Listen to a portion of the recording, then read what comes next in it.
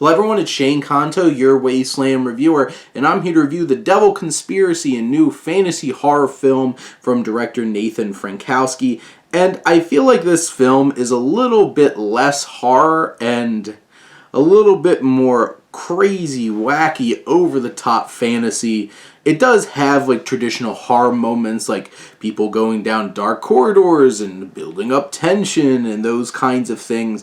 But like from the opening sequence of like watching these really big, ornate productions and designs of like Michael the Archangel and Lucifer going to battle with swords and giant wings and stuff, and you're just like, and this crazy synth score going on, I'm like, this is insane. This is going to be a blast. And then this movie is an hour and 15 minutes, and definitely not enough of this movie is that.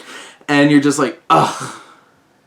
Can this whole movie be that? Like, it had, like, crazy 300 vibes. This film has those crazy, over-the-top, ridiculous 90s into early 2000s. Like, this feels like The Mummy. It feels like Van Helsing. It just feels like those, like, Blade and ridiculous, over-the-top kinds of things.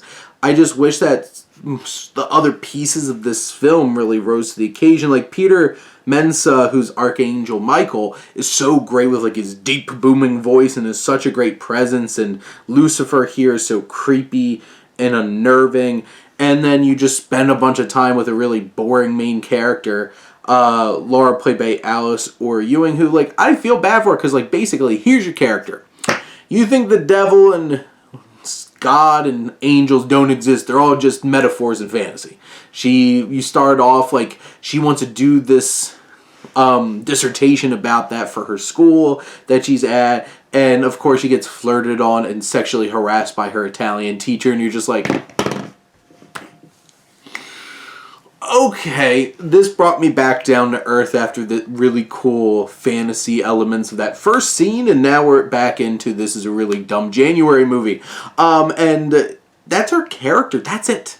She's like, I'm a feminist, and I don't believe in God. That's her whole character. And then, of course, the whole entire movie's about trying to show her angels and the devil exist. And you get to see them in all their craziness. And then you have, like, the villains of this whole thing. It's like a cult stealing the Shroud of Turin for wicked purposes to, like, clone Jesus. And there's these, like, biotech Satanists. And you're just like, this is the most ridiculous premise of a movie. And I wish this was more fun and ridiculous. But then it's just poorly written. You have a bunch of, like, actors that don't really feel like they're bringing a lot to these characters, and to be honest, they're not giving a whole lot with these characters, and it's like subpar acting, subpar writing, really clunky and awkward dialogue just scattered through this film that has so many cool ideas and craziness. Like, this could be the most ridiculous, over the top, like, this should be The Mummy. Like, the 1999 Mummy was ridiculous, but worked because it was so charming and fun and charismatic actors bringing so much to life here. And this is like, what if you didn't have those things and were just as equally outlandish? And then you're just sitting there like, I wish this was more fun.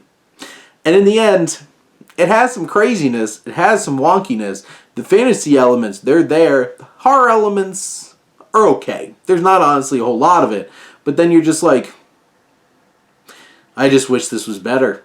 And then you realize, what did I expect? You know, Plane and Megan and Missing have messed up my expectations of what January is. And then I got brought back down to earth to be like, yeah, it's January. And that's the kind of movie you're going to get. But those are my thoughts on The Devil Conspiracy. Let me know what you think, and let's talk some movies. But thank you as always for tuning in and supporting your Wasteland reviewer.